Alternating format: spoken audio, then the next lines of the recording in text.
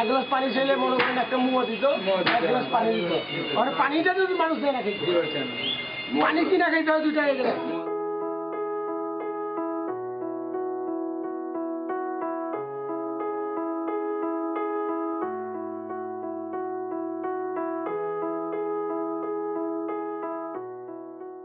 মনে করেন মহল্লার ভিতরে মনে করেন গল্লি পাইছি, আরেক গল্লিতে বেরিয়েছি, আরেক রাস্তা পাইছি, আরেক রাস্তা দিয়ে বেরিয়েছি। গ্রামের থেকে মানুষটি, ঢাকার থেকে মানুষটি গ্রামে পাঠিয়ে দিতে পারতো।